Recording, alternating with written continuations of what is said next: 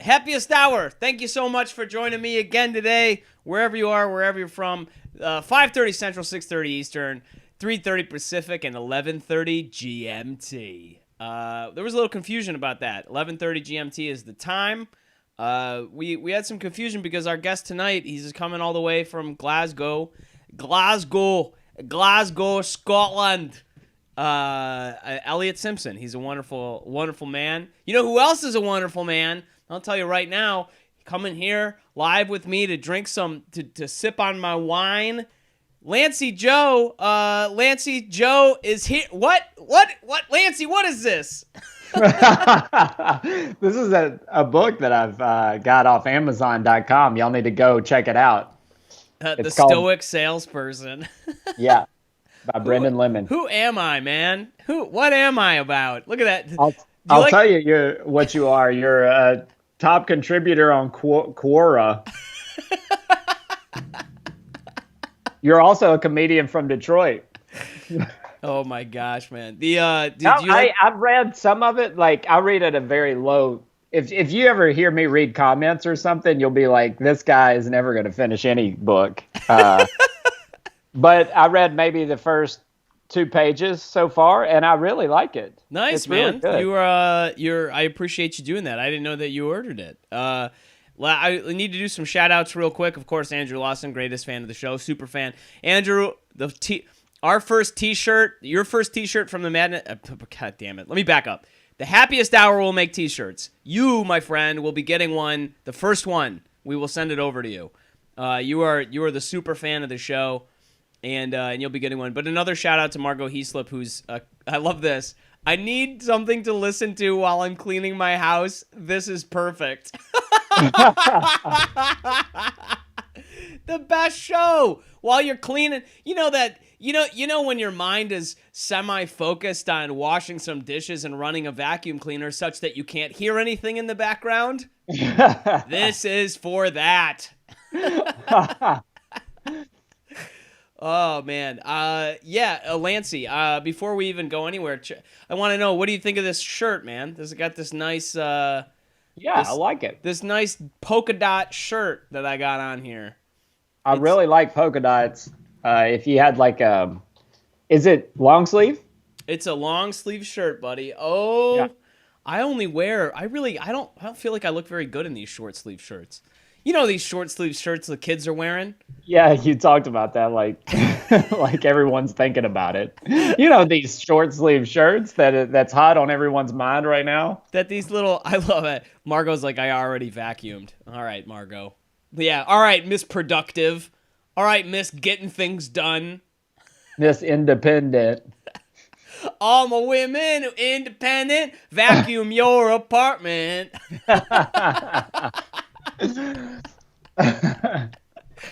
Oh man, Lance, how was your Friday? How did your Friday round out? It's pretty good. Laura's getting a lot of stuff done around the apartment, and I'm sitting here doing nothing. So she's actually hearing half of this podcast while she cleans. I love that she's got one audio track of this show basically running as she's attempting to do housework. Actually, she's not even listening to me. She's got headphones in. You're not listening to this. Okay. So hold on. So let's back up. Show that book one more time real quick. Because what do you think of this title? What do you think of this cover of this book? I'm going to go ahead and link this on the show notes. God damn it. Oh, man, I should have had a funny book ready to go. Where'd it go? Art in the 20th century, I feel like, was pretty here we go. The complete works of Tolstoy. Wait, yeah. Leo Tolstoy, including what? Wait, Leo Tolstoy, including War and Peace? Oh, volumes 3 through 4, I see. Yeah. The dull volumes. So hold on, no, show the cover of that book again real quick. So what do you think of the cover of that thing? I like it. That was designed by my sister, Kaylee Knapp. That's your actual sister? Yep. That is not a photo of my sister, just to be clear. Yeah, she looks like Socrates. Is that who that is? She's very white, my sister. No, that's I think that's Marcus Aurelius. I think that's who that's a drawing of. Commodus is his son. Yeah, well, I mean, in real life, but not like. I mean, and also in that movie, Gladiator. One of my favorite historically inaccurate films. Wait, Commodus is not his son? I mean, For real? in real life, I think he is. Let's check. Let's go to my favorite thing, Wikipedia, and try to figure this out real quick. Are we taking? Are we taking any? Oh, what's the over under on Commodus? I'm saying that it definitely is. So however you make that over under. Did you mean Comoris Caesar? No. No, I didn't. I just watched a Netflix thing on this the other day. No, you didn't. Did you really? Yeah. What is his name? Commodus? It is Commodus. There we go. Was his son? Sounds like. Yep. Nope. So that part's accurate. But it doesn't go back to being like a republic or anything like that. It's still an empire. Well, this is riveting happy hour banter. Thank you, Dustin, for saying you like the cover, by the way. This was going to come up in your daily life, though. So as you're cleaning, listen up. Listen up, because you need to pay attention to this kind of nobody knows when you might have to suddenly answer a question about ancient history. Yeah, Commodus Magnus. Commodus Magnus. I don't know if Magnus is. No, but that sounds pretty cool. Magnus is a great name. My family is not at all Norwegian, but I think it would be really cool to name my kid like Thor Magnus. Just all the most intense sounding syllables all smashed together. What's your kid's name? Thor Tyrannorex Magnus. Oh my goodness. I'm naming my child Michael Lucci. Michael Lucci. Michael Lucci. Richardson. Joe Richardson. Yeah, so we got a new segment of the show we're going to unleash today. Oh, here we go. We're talking about it. On This Day in History On This Day in History is the new segment. So is as if we needed any more supplements for our banter. I'll tell you what I love about this concept is that, I mean, we're going to go down some really esoteric rabbit holes here. I mean, we're talking about the rabbits that live in these holes. I mean, like, they have degrees in things that could not be less applicable to normal life. I love the word applicable. This is information you can't use. You cleaning at home. You can't use this. I dare you to find a place to use this. I implore you. If you find an application for this information, I'm turning into the whitest rapper ever. I just rhymed application with information. Yo, that rap was predestinationed. So here we go. We're jumping into this. So here's what I immediately like, because this is automatically like some of the most ridiculous esoteric stuff right now. So on this day, this is so first of all, I think this is kind of cool actually. So the first fact comes from the most recent thing in history, which is in 1954 on this very day, the 29th of May, Diane Leather became the first woman to run a mile in less than 5 minutes. First woman to run a mile in less than 5 minutes. Isn't that unbelievable? Yeah, what kind of car was she in? I didn't know there was a house that was a mile from the living room to the kitchen. Oh, no, Brendon. Too far. But we will went say there this, quickly. though. the with Amazon, they deliver everywhere. Tremendous company. Everywhere. They deliver everywhere. Tremendous company. UPS, many deliveries, lots of places. Many people are saying UPS is very good. Amazon, everywhere. But it costs them more to deliver. That last mile of their delivery is the most expensive mile. And when I heard that, I was like, well, why don't they just move the factory 1 mile closer? That would save them so much more money. We can take that factory park brick by brick and move it 1 mile closer. I think you just made an argument for that. What is that movie with the cities that like drive and stuff? The Howl's Moving Castle or whatever. It's like that. It's like a steampunk reality. I think we need moving buildings. That's the That's the only answer here. My aunt and uncle are like they live in a trailer home. They're like, this MF's spitting right now. Have you heard Lemon's new album? He dropping truths left and right. He's the Diane Leather of white rappers. I told you that my aunt flips houses. Well, actually, the tornado did it for her. Yo, my aunt flips houses. My uncle flips tires. That's crazy, dude. He doesn't flip tires anymore. Not since he got his gavel. My parents are flipping a house. Did you know that? Did I tell you about that? They're up in Manistee, Michigan, flipping a house. And I was like, with your knees, Dad? Better be lifting with that back. You better be. That's a hamstring move right there. Lifting that house. I keep getting updates from my parents. It'll be like, my mother will send me like 12 photos all at one time of like their house. And it's very nice. Honestly, I kind of want to go up and take a look at it. Obviously, we're worried about coronavirus and such.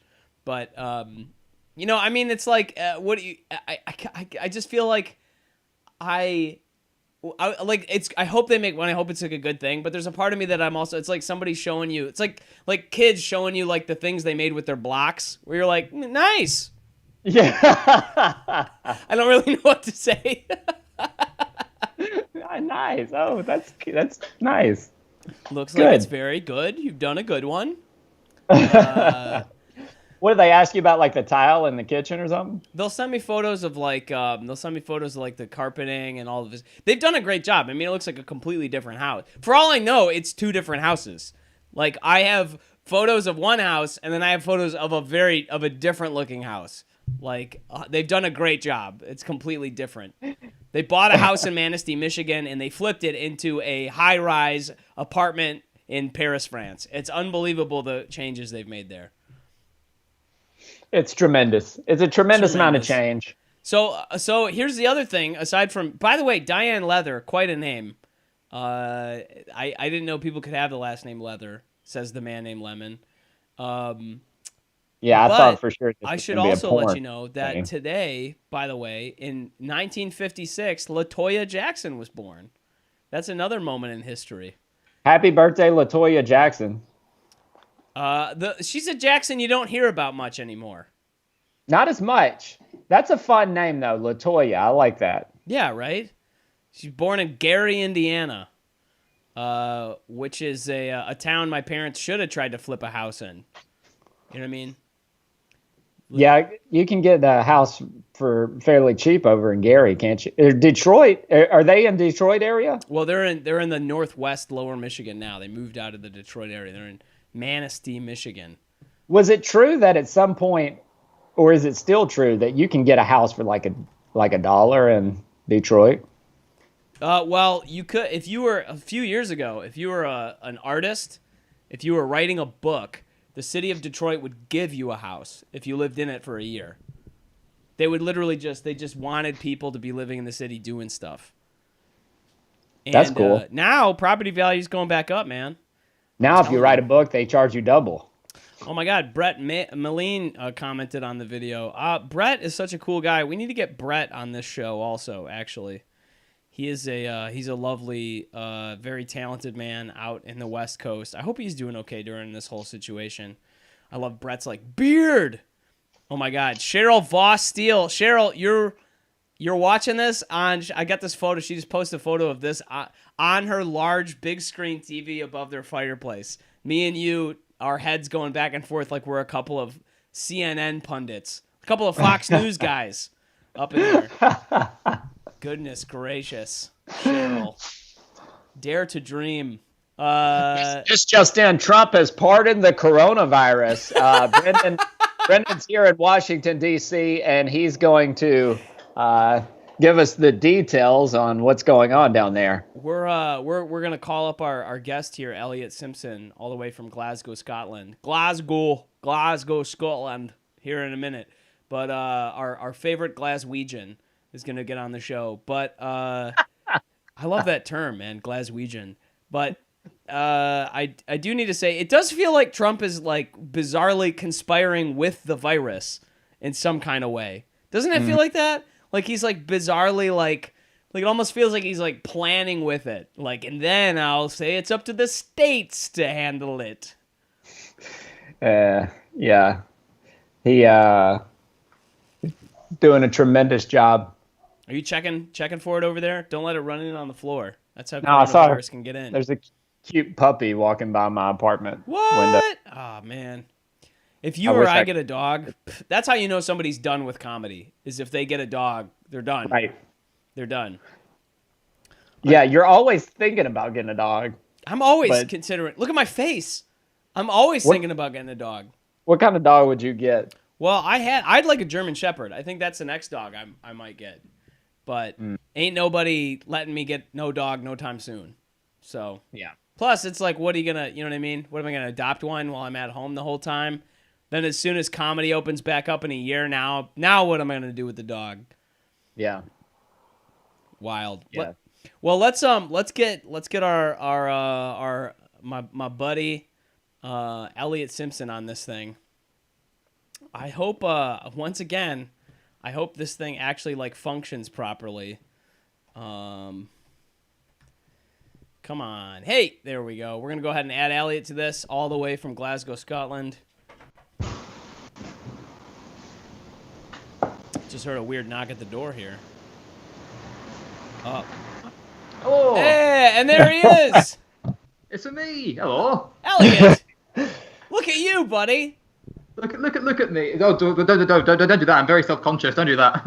No, Look away. You look exactly like the last time I saw you. You look great. And you were looking like a Brillo pad. Oh yeah, it's quite a shock, isn't it? Oh, I like it. I admire it. Also, I just remind me how annoying it is how your spelling is over there, because you got that humor thing on your desk over there. Oh yeah. And the wrong spelling. But actually, it's probably better. You guys have got a better spelling, because we got a U in our version of humor. So like, because we're so English, we can't even have a word that's meant to mean joy but having the sound in it. You guys say more like a suggestion, like Hume or maybe a Pop-Tart, but best of both worlds.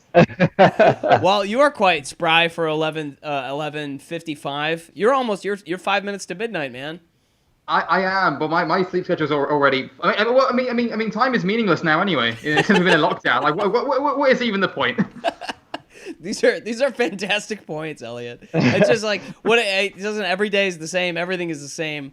Comedy is closed, as Pete Weishaupt says. What have you been doing, man? You've been having all kinds of different things you were involved with in Glasgow, and then now that the coronavirus has shut down the country, what have you been up to aside from wearing amazing shirts? Thank you. I'm very, very proud of it. Well, you know what? I was wearing something different, and I heard you talk about dogs. I thought, well, I've got to run and get my dog shirt to make it look like I've been paying attention. Although we were left out without the loop. Well, first off, I'm annoyed you've introduced me as your favourite Glaswegian when I sound the furthest thing away from a Glaswegian as physically possible. The question is, when does someone become a Glaswegian? Because you're originally from Norwich? Not Norwich. Well, I'm not really from anywhere. I actually grew up in America. That's where my childhood was. What? I grew up in New Jersey. How did I not know that? I did well. Apparently, I was in the one nice bit of New Jersey because I thought it was quite nice. But since then, every American I've met has like just kicked the shit out of Jersey. Apparently, it's a bucket to kick over there. I don't know why. I thought it was quite nice by very low standards. So. Well, so the thing about New Jersey is that the nice parts of New Jersey are everywhere that is not northeast New Jersey. Like anything that's near New York is awful, and anything else beyond outside of that is actually great, and it's a beautiful state, and people really like it. But just that one area is very ridiculous. It just ruins the reputation for everything else.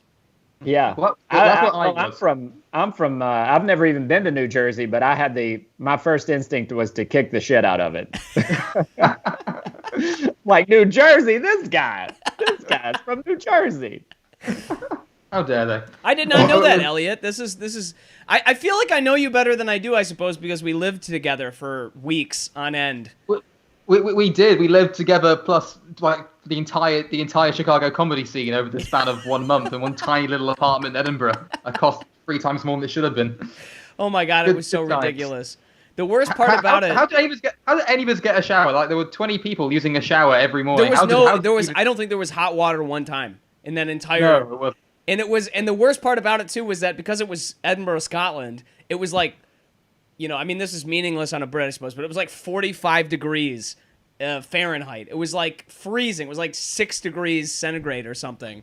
And that's boiling for us. Yeah. Oh my God, dude, it was so cold. And then we would try to run the shower, and there'd be a line of people, and like I just don't. But like most of the comedians, if you woke up before 10 a.m., that was like early in Edinburgh time. If you were up before 10 a.m., you were like, wow, this guy's go-getting.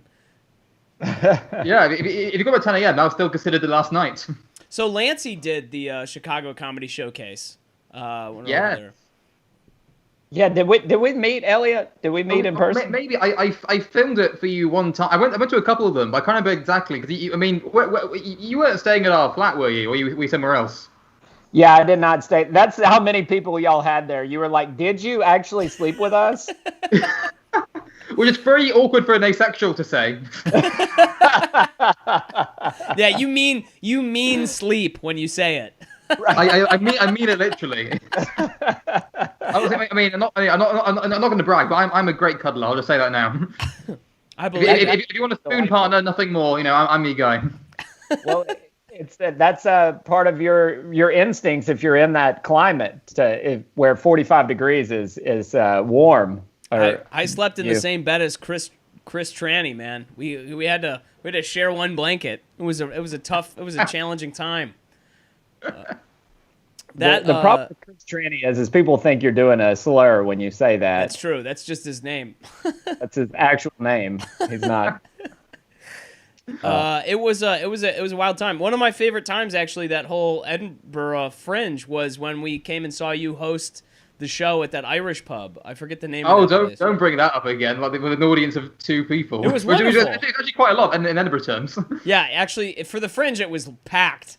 I think you had 3 actual audience members, the rest of your friends, and then 4 or 5 gawkers that wandered in and out away from the bar at any given time. And that is a sellout at the Fringe. Yeah, that's what it's all about.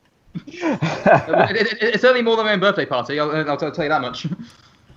So what are you up to? What is Glasgow like, I suppose, during coronavirus? What are you up to during it? Well, it's interesting because, like, obviously, you're saying that like comedy's all shut. I mean, comedy is shut down for the most part, but like they're saying now that apparently in Scotland at least, gatherings of up to 6 people can meet up again. So by that logic, I guess Fringe shows are back up really because that's a full Fringe show.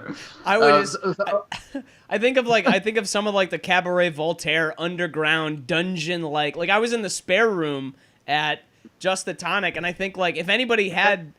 Everybody would have been sick. There's no air circulation in the room, period.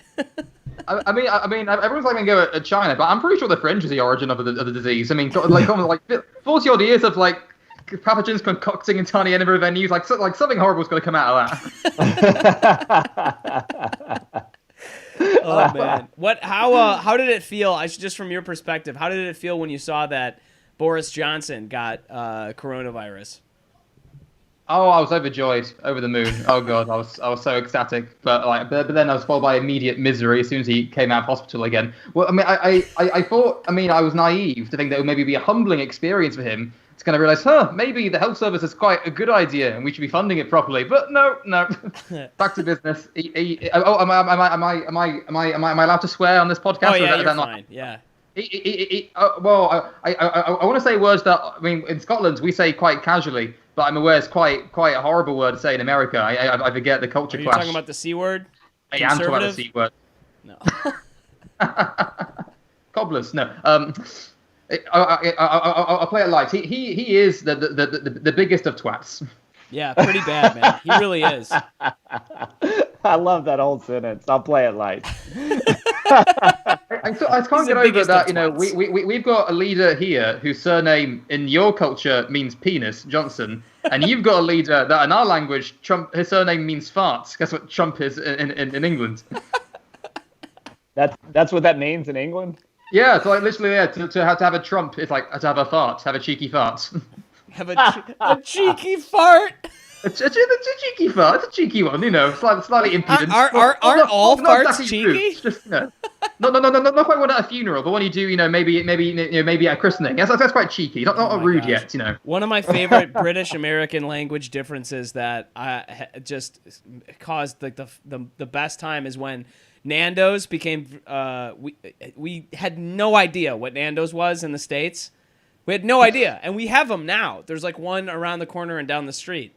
But, oh, do you? Yeah, they're here now, and they're almost the same. They're slightly different. It's like a slightly, you know, better. It's like funny because when I came to Scotland, I remember in Edinburgh, I was like, hey, let's order some Papa John's, and you were like, no, gross, horrible, and I was like, in the States, that's like the nicer pizza place, and you were like, no, it's like the worst in the UK, and that's like kind of the flip. Is like Nando's is like almost it's like in a weird way, kind of like the McDonald's of. Sort of Britain, and then like and Nando's over here is like, ooh, you went to a nice place. Nando's Peri Peri. Is Nando's considered like fine dining in America? It's like a Pizza Express, I guess. Right. Just in the middle, you know. It's the right level of. It's gonna be slightly pretentious, but not overly so, you know. Yeah, it's pretentious-ish. Yeah, exactly. That's very. Do y'all have Starbucks there? Oh, you bet. How do people feel about it? I mean, it's quite similar to you guys, I imagine. We got like, you know, umpteen of them on the same street. Like they are literally everywhere. But at this point, it's become we're just too exhausted really to uphold the fight against them. So we sort of kind of miserably accepted them. They're part of our life now, and they have free Wi-Fi. So you know, fuck it. We're gonna die anyway. Might as well, you know, go out with a slightly less internet bill. Let me ask you, because I can tell that your skin looks amazingly tan. It looks like I am white as shit. I am the whitest guy around. I can't tan. I just burn. Well, but that's what I was trying to get to. Is like it's been actually like nice weather in Scotland right now, right? Well, I've been this red for literally. Is that how white I am? If I have one day in the sun, I will be red for the next 10 years before it fades away. This is like 2 years ago. Sun I got. It's probably sun I got from New York 2 years ago. That's where it came from. Oh my gosh, man! I feel so bad that I was not in New York when you went to New York. I feel so bad about it. And then you got mugged. I got mugged. I did. I enjoyed the full American experience. In Times Square, no less. In Times Square? In broad daylight of all places. Oh my goodness. I am well. I mean, I already was adopting the appearance of a very naive, vulnerable-looking single white Englishman. So I mean, anything I had it coming. What? So what happened? Do you want to tell a story real quick? I feel like that would be. It's just such an interesting story in terms of how this happened, because I would have never. You're such a nice person. You're like the worst person to have this happen to, because you're so nice, Eliott. I mean, I wouldn't. It's weird. If I describe it, it's not very interesting. It's not. I mean, I call it a mugging. You would probably describe it more as a slightly aggressive encouragement of charity. There's some guys like selling CDs like in Times Square, and I thought, these guys. Yeah. When in Rome, I thought, why not? I'll get a CD. I'll give a bit of money to help you guys out, whatever this cause is of nondescript vague origins. And before I knew it, as soon as the wallet was out, like 10 of them swarmed around me, like in a little kind of corner. And I literally couldn't get out. And they basically kept demanding more and more and more. And they wouldn't really let me go until I pretty much emptied the wallet to them. Oh my gosh! And the thing is, I didn't even realize I was being mugged at the time. I was so polite about it, like, oh yeah, I'm happy to help you guys out. Like I walked away, and 10 minutes later, I was like, they fucking mugged me. they were so nice about it. It didn't feel like a mugging. Did you get a CD? I got several, of which I still have never played. They'll just bring back like PTSD memories. You never played it. Or maybe the CD is such one long chunk of them saying "sucker" this on loop over again. You know what I hope maybe they're is recording my screams and being on the CD. I sincerely hope it's the case that you put on that CD and it turns out it's the best music you ever heard, and you're like, it was worth that much money. Yes. This guy's a savant. The drive a hard bargain, but you can't complain with the arts. Well, were you gonna head back to? You weren't gonna head back to the Fringe this year, were you? Oh no, I'm quite annoyed. Well, obviously, I mean, it's a shame this whole pandemic happened because this was going to be like my big breakout year. I was going to do my solo show for the first time and properly tour it about. It's my first time doing a solo show for the whole Fringe, doing what you did a couple of years back. Yeah, I've been seeing you post about you've had a handful of different. You've had it in done it before. You just haven't done it at the Fringe. Well, I have done it at the Fringe. I did like a mini version though. I did like a trial run, like a half-hour version of it, to kind of like test the waters. Because I mean, one thing I've learned from doing the Fringe a few times, like in the background, is that the biggest mistake comics make is that they jump into it a bit too early. Because I mean, it's like having a good show. Like that's the easiest part. Like learning how to kind of market yourself and find a good venue. Having a good show is the easy part. That is the easy part. It's all the other shit you got to worry about. That's the hard bit. You got to figure out where the very good venue is, when the good times are, like how to market and fly yourself, and all that bollocks. And it takes a few years to kind of learn the ins and outs of it. So I kind of deliberately played it slow, so I knew what I was doing when I went in. I got a really good slot this year as well, and now it's all gone to cuck. Where were you gonna where were you gonna have the venue? I was going to be in the City Cafe at like 5 o'clock. That place is great. Yeah, because it's always bursting with people. There's always people there. It's really popular. It's and like really a 50s diner. Cozy It's like a 1950s style like diner, right? Is that the place? Yeah, Basically, it's like home. It's like in Jersey all over again, except with less drugs. I don't know. It's Edinburgh, man. Well, yeah, okay. There's a lot of drugs when we're there. When the comics are there, it's drug central. But otherwise, it's just a place of tea and cake. I love that everybody I talked to about Edinburgh, they were like, "Oh, it's kind of posh. Edinburgh is kind of posh." Well, it is outside of August. Literally, it's like a ghost town when you're not there during the Fringe. I mean, it's very nice, but I call it the London of Scotland because it's very lovely. It's good for a day visit, but it's so ridiculously expensive. I would not ever consider living there. Yeah, it's a very expensive town. I can't even like the friends I still have there are all like architects and like they have very posh jobs like that. Actually, they're like architects and designer type people and things like this. But, yeah, I've got a friend in Edinburgh who's a professional dog masseur. What? That is a job that exists apparently. Only in Edinburgh, nowhere else. They'd be like, "Oh, my dog's had a very stressful week. My dog's got a lot of knots in his back." Oh my gosh.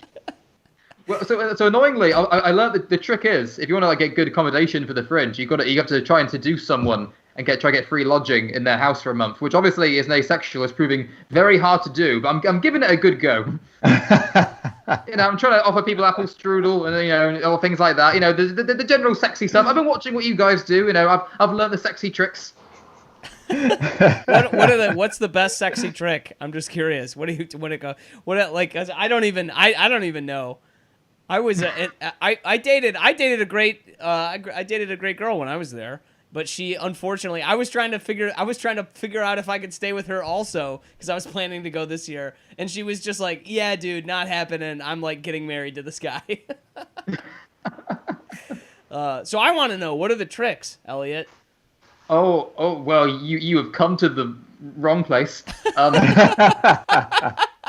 Well, what I do, I always ask the killer question I do to make sure it's going to be compatible or not is you to ask them what their favorite pasta shape is. And that is very, very important because, there's a lot of hidden signals and signs into what kind of shape they'll talk about, So, I mean, so for instance, if they say farfalla, looks like a bow tie, they're probably into someone a bit more classy. But, if they say lasagna sheets, they're probably a sociopath. So, stay away. That's what we call a red flag. That's it. What's my favorite pasta shape? Easy. Super Mario characters.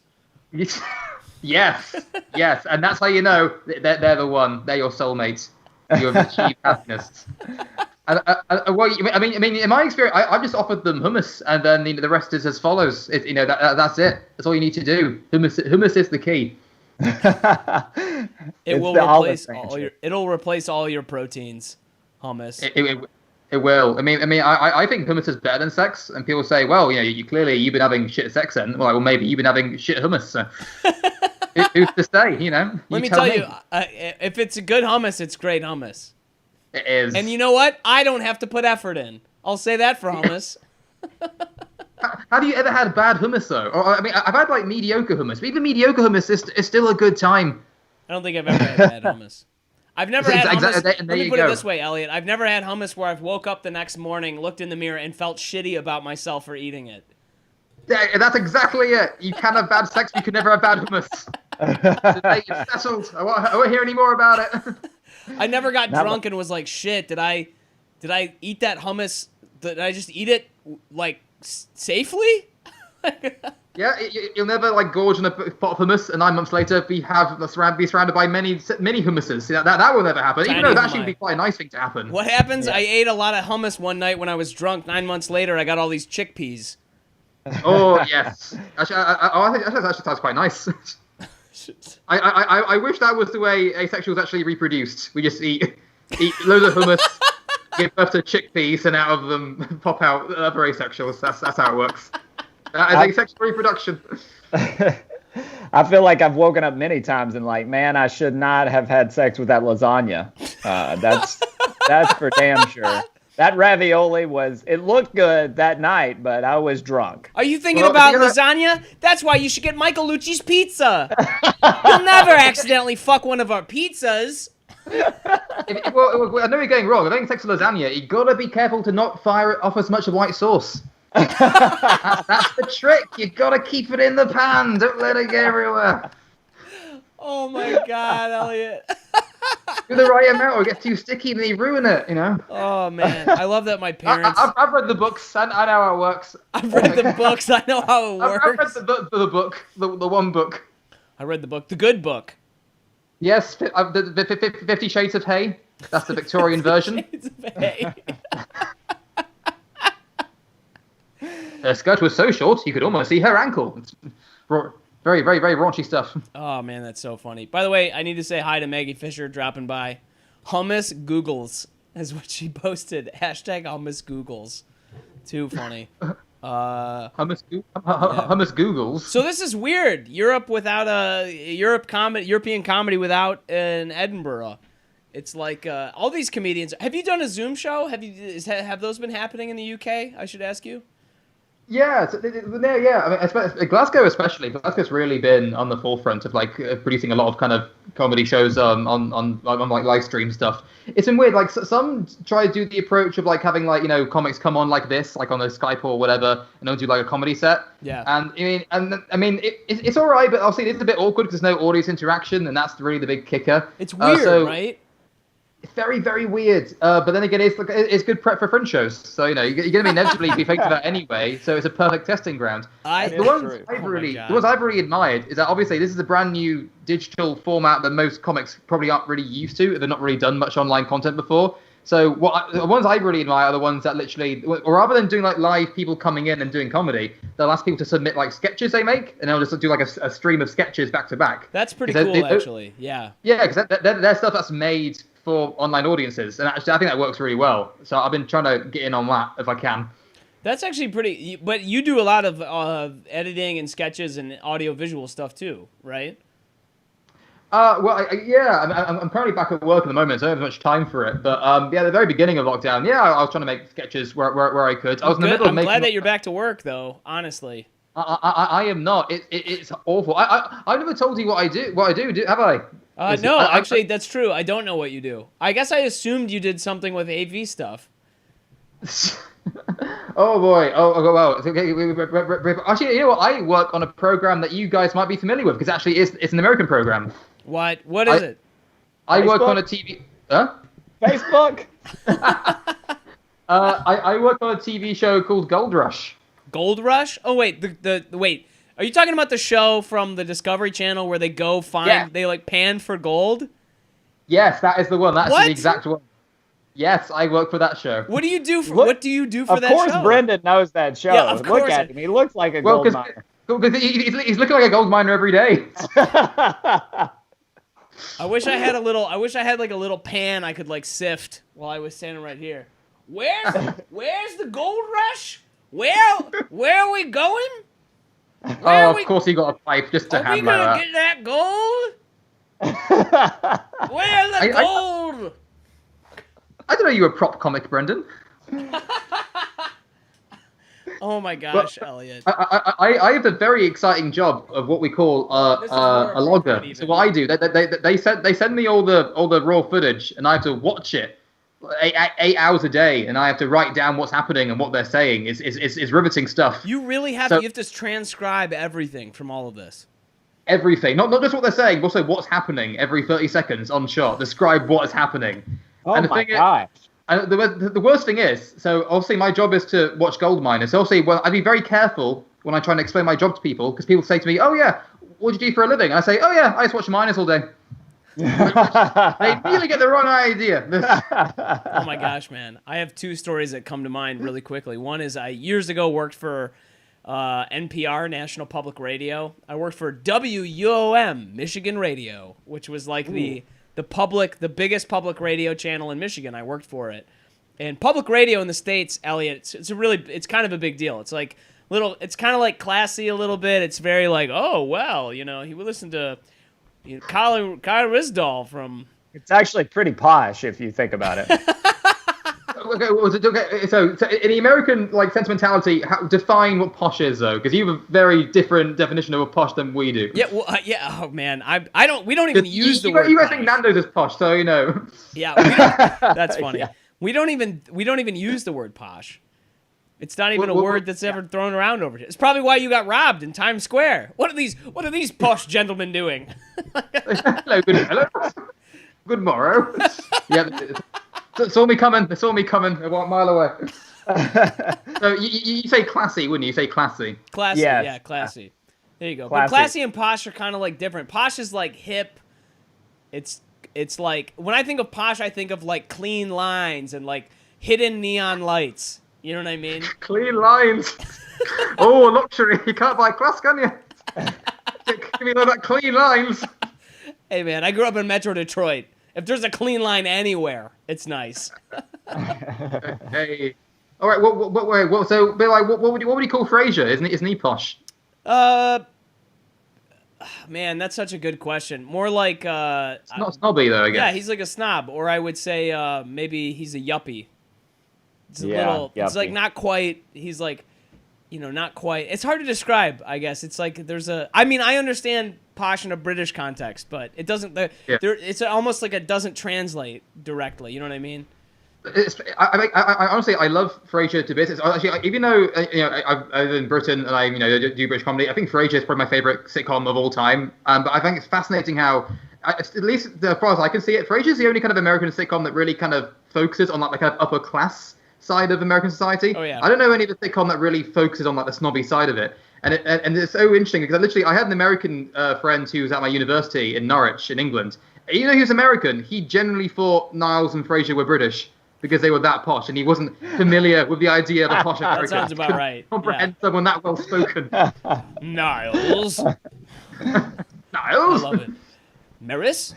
Oh. So classic. anyway, the point of that story was that I worked for WUM Michigan Radio, and one of my tasks was I had to listen to a bunch of audio and do exactly the same thing you did. It was like, but it was all audio. It was raw audio recorded of the Detroit riots in 1967. And it was the 40-year anniversary of the riots. This was in 2007, so it was literally like 13 years ago. And I had to sit down and like transcribe every little thing that happened in the audio. It was like hours of nothing in the audio, just sitting there hearing like barely anything happening in the background. Oh man, it was nuts. It's soul joining, isn't it? Yeah. But I don't know if you've seen Gold Rush, but the thing is, I mean, we get assigned different mining families to follow, and I have to follow the Beats family. And Tony Beats, he's like a big hairy. I mean, you're trying to resemble him actually a little bit, Brendon. But he's a very old, kind of grey bearded miner of Dutch descent, and he's got a very thick Dutch accent. So literally, every time he speaks, he's like, oh, drone, greve, on the direction of bingo, eh? Cocksucker. Going to get the gold out of the ground. I mean, that was far more legible than he is. So literally, when I'm writing it, I'm just typing in inaudible, cocksucker, inaudible. that is my job. That is what I do day to day. Oh my god, that's so funny. I love that you said you watch miners all day. When my British family was visiting from Britain, they came out to Chicago, and we were like wandering around. Downtown Chicago's got this great park, Maggie Daley Park. It's a great park. It was built for children, named after the Mayor Daley's wife, Maggie. And it's beautiful. It's huge castle. Children go run around in it. There's like an enchanted forest. It's like there's a maze. They can wander around. It's just for kids. It's wonderful. But you can only go in if you are chaperoning children. And so we're wandering around this park, and I've got my camera, and I'm like taking photos of all my little cousins, and they're running around, and it's very cute. They run way in front of me. They run so far in front of me that they no longer look like I'm with them at all. And they're running around, and they run past the security guard that's meant to stop people and say, are you with these kids or not? And so they run into the thing, and I'm wandering around with my camera, and I walk up, and she's like, pardon me, you can only be here if you're with these kids. And I was like, oh, no, I'm just following these children. Like, I'm just taking pictures of them. I'm doing research. Back like, off. Are they with you? And they have like British accents, and I absolutely don't. So she's like, which kids? And I'm like, oh, these ones. And they're like, and she's like, are you with them? Is he with us? We're just wondering, and like, I don't sound anything like I'm with these children. Oh, sorry. Were these children, or were they actors from Oliver Twist? Governor, go! It's a government over there. I never got more made fun of for my bad accents than I did when I was at the Fringe. People were like constantly like, "Oh my god, dude, your accents are fucking horrible." And in the States, people are like, I saw you do. I saw you do it for the first time, and I was like, "Oh, stupid man." These guys are about to end your whole like career. I'm from the north. It's so bad. Your clubs, hey, chips and gravy. Oh goodness gracious, Eliott. Well, what do you got? Where can people follow you, man? What do you got going on? What can they check out? Oh yeah, follow me online. Follow me home. I'm lonely. Wait till the pandemic's over, and then do that. Well, you know what? I'll do a little. Just a little cheeky plug. What is this guy? What is that? Oh, it's a little. Is that an eraser on a pencil? Is that what that is? It's a plug. It's just a cheeky plug. Shameless plug. There we go. Well, where can people follow you? Where can they get after you? Where can they follow when you're going to end up doing your show? Where can they get after me? That's very sinister.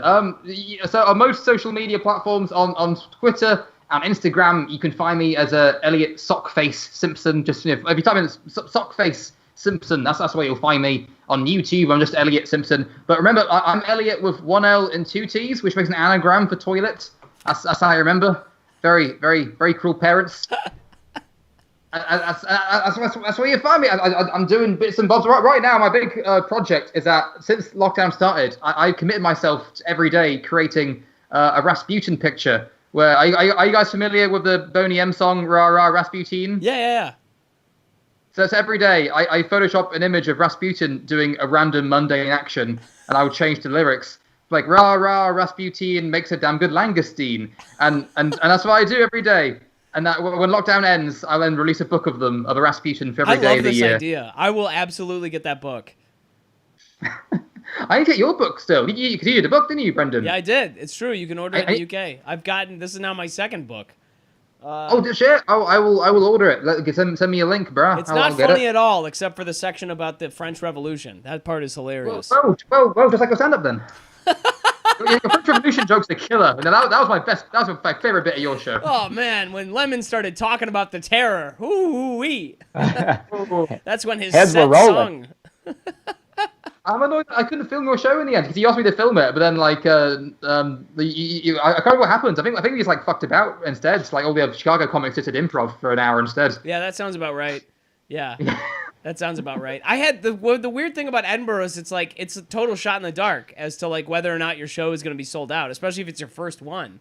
Like I had nights where it was standing room only and there was a ton of people and people were applauding and it was so funny and everybody loved it. And then I had nights where it was like one person showed up and even they were like, oh god damn it, what did I get into?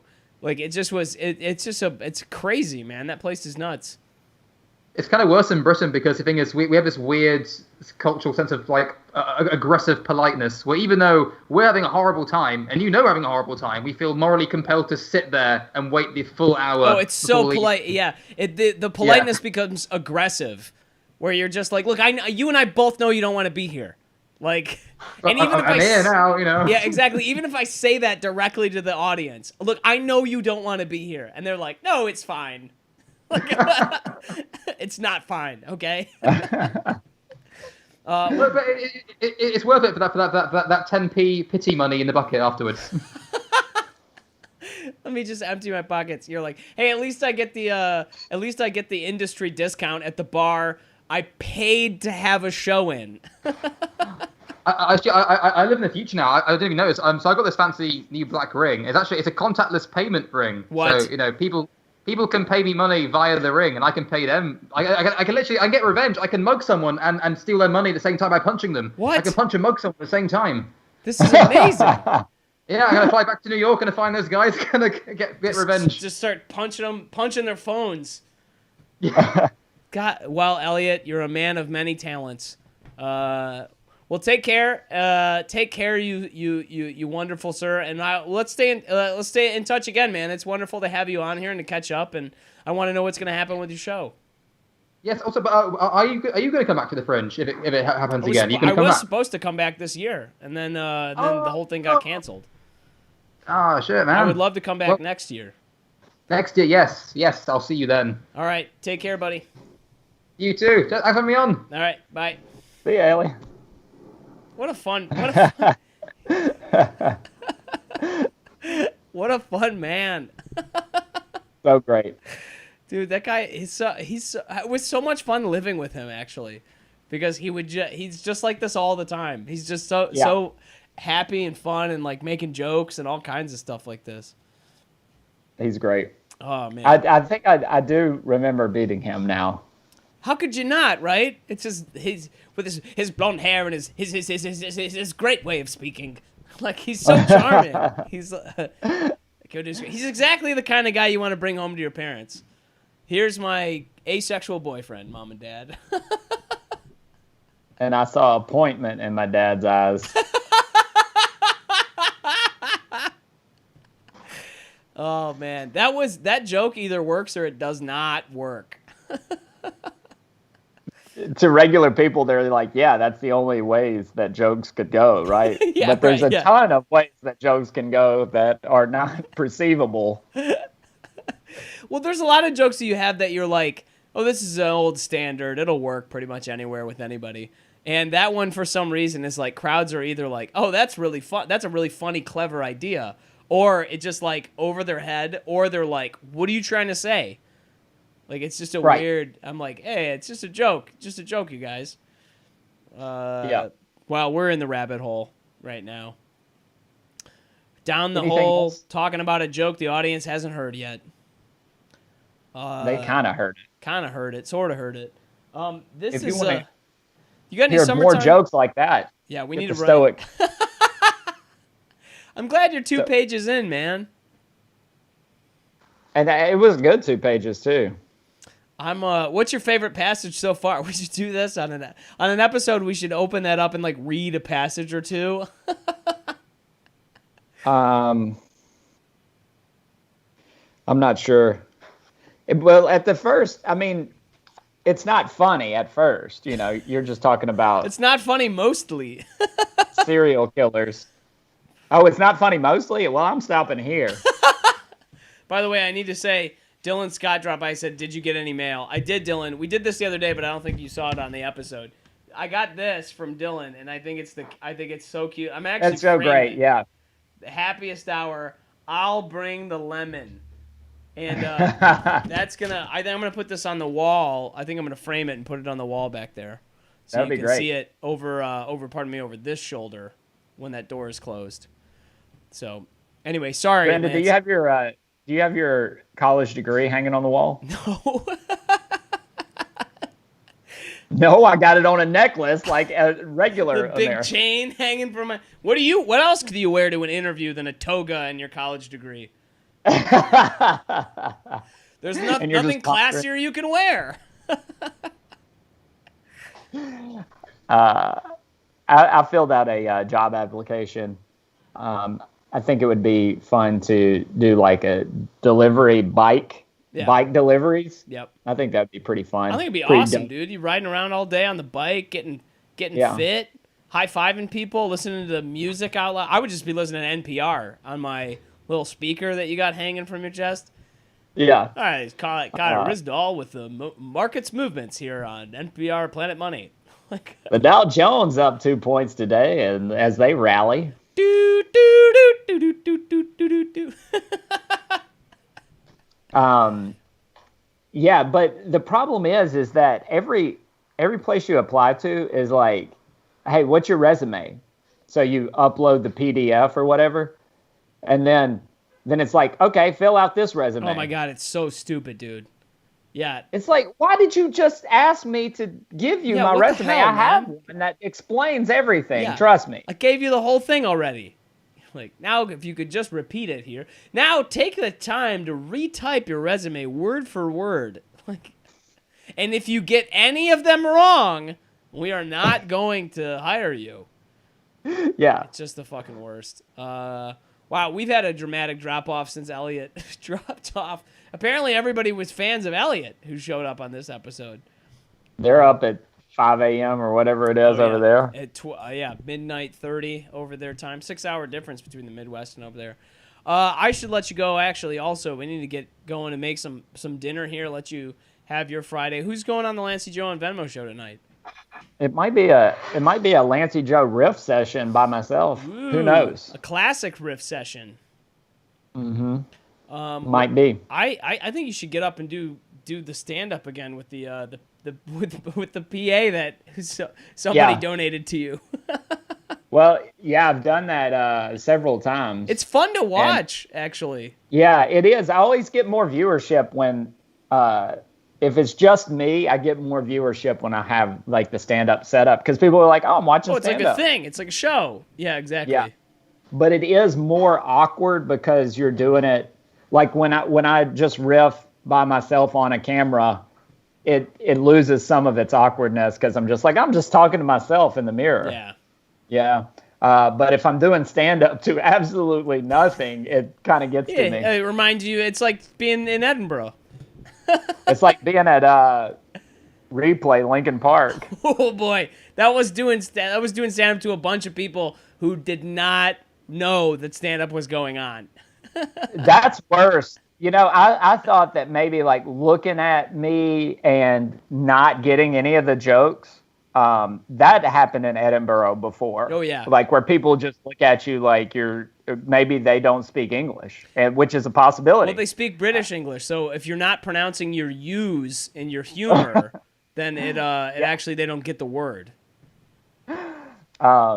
But in this situation, it's worse that they are totally they evaluate you for half a second and they don't like it, and then they go back to playing their pinball / drinking like the world is ending, which it actually was. Yeah. We just didn't know it. Yeah. These people were soothsayers. God damn it, Lancey, that's funny. Well, buddy, this was a lot of fun, dude. I'm looking forward to doing this. Picking it back up on Tuesday. Here we are at the Happiest Hour. We're gonna have some T-shirts soon. Tuesday. Every Tuesday through Friday, 6:30 Eastern, 5:30 Pacific, 3:30. Pardon me. 6:30 Eastern, 5:30 Central, 3:30 Pacific, and 11:30 GMT. GMT. Thank you so much, buddy. Take it easy. We'll see you later. Talk to Thank you you for tuning Bye, in. y'all. Bye.